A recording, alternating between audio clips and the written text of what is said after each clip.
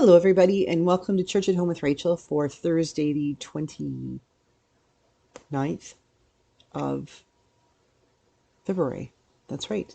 So, this obviously is pre recorded because today I am driving to Brandon and permanently leaving my husband and my house behind.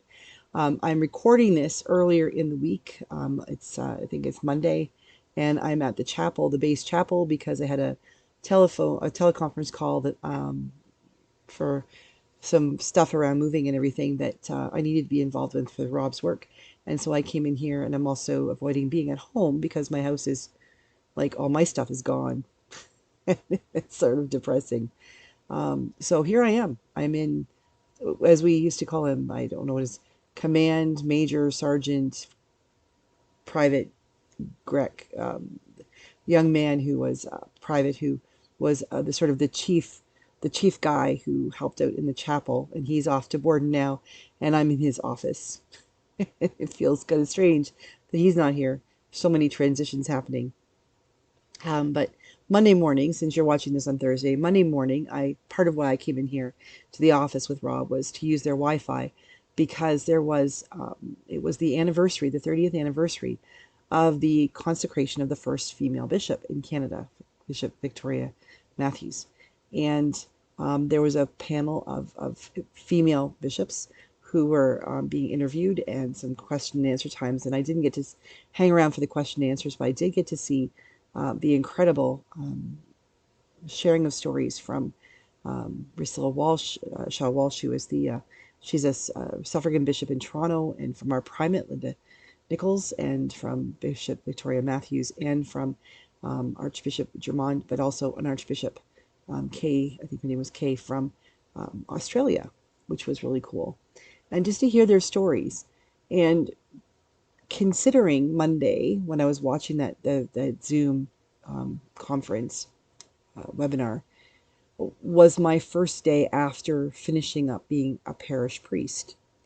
I am not a bishop yet. That won't happen until the evening of the 18th of March, just a few weeks away from now. But I am done my parish ministry, and sort of in a very strange interim time. I am not one and I'm yet not the other. And it's kind of a cool feeling, very weird, but cool feeling. And listening to these women talking about their call to Episcopal ministry as an extension of their priestly ministry, as an extension of their baptismal vows, was really, really powerful. Hearing these women and the particular I don't want to say trials, but the particular things they had to face going into this. How things change. And one of the things that Bishop Victoria mentioned was that she had been a Nighthawk prior to her Episcopal election, and that in becoming a bishop, that sort of reversed, that she needed to get up in the morning to pray. And it wasn't so much necessarily that prayer, that, she always heard God speaking to her, but it was more like the taking time to be aware and listening for God's voice, even if she didn't hear God's voice. The preparation of the self in that. And as many of you know, I generally get up early in the morning and I take some time in prayer and meditation and reading.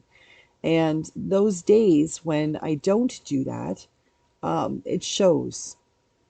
It's not a massive thing. It's not like my day goes completely off the rails.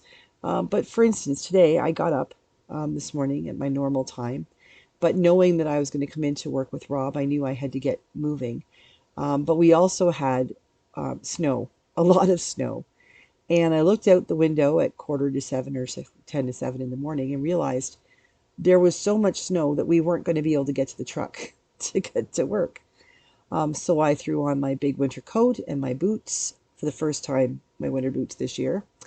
And I grabbed the shovel, and I am pitifully out of shape. And I shoveled the snow from the walk and up to the truck and the car to make sure that we could get out. And I paused many times and spent some time thinking, but it wasn't my prayer time. And my day's going well. It's about 1:15 right now here at the chapel on Monday as I'm recording this.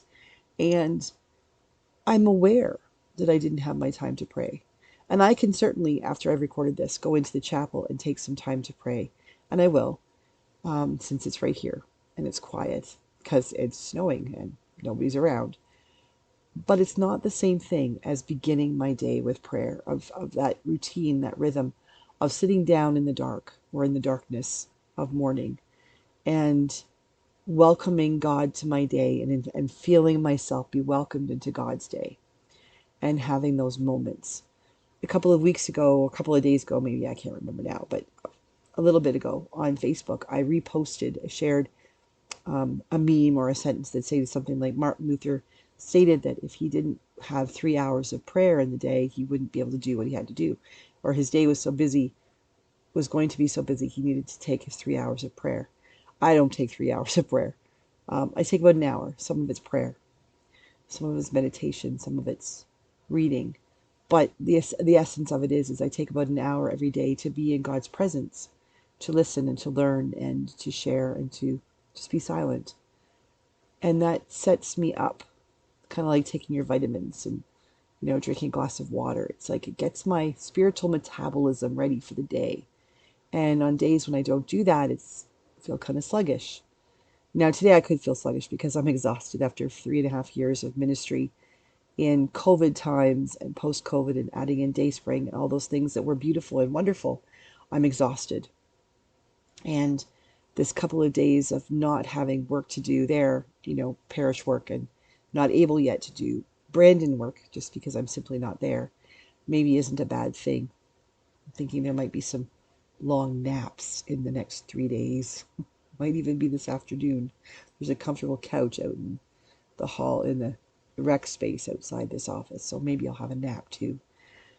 But just the idea of recognizing that we need rest, we need prayer, we need to take those times, that the wisdom of these bishops who have gone before me, who have done before me what I'm about to undertake, their wisdom of needing to recognize that we need time away, that we need time in God's presence, we need time to listen before we respond, that we may be indeed people may be looking to us, not just as bishops, but as parents or coworkers or the boss at work or a teacher, whatever it is you do in your life.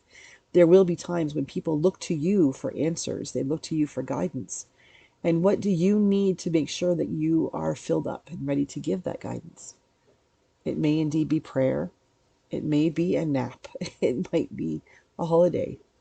It might be the opportunity to take a few minutes, if that's all you can take, to just go and be quiet and to regenerate and recoup your energies and to be ready. As you are watching this, because it takes me 10 hours to get to Brandon, I'm probably on the road. And in some ways that will be very tiring, but at also the same time, in many ways, it will also be very rejuvenating because it is time of quiet. If I wanted, I can turn off the radio. I can just listen and watch the world go by. I have a driving playlist that is by accident almost completely Christian music. Not completely, but almost, like just the things that I chose when I was like, oh, that would be good to listen to when I'm driving. And I realized afterward that almost all of it is Christian music. Music I don't listen to every day, music that wouldn't pop up on my radio, and yet is important to me that I've downloaded it to my phone. Just taking those moments to take time away, take time in those transitions in our lives to say, I'm done doing X and I haven't yet started to do Y. So what do I need right now in this in between time? Maybe it's I've finished doing X and I haven't started doing Z, or Z if you're American. And this Y time in between X and Z, X and Z, Z, I'm Canadian. Between X and Z, maybe Y is more than the letter Y. Maybe it's, why is this a time of transition? Why am I going through this transition? Why am I becoming the person I'm becoming? And why am I leaving behind the things I left behind? Maybe this transition time of Y between X and Z is one that we all need to take a look at. And maybe we have this Y transition time more often than we realize. I don't think that all transitions are necessarily massive, huge ones. I think we probably go through transitions daily. The question is, do we pay attention to them? And what do we learn from them? And I'm wondering if maybe listening to those bishops on Monday morning might indeed have helped me to start a process of understanding that transition. I don't know. I think I have a lot of why questions to ask. Have a great day. God bless you.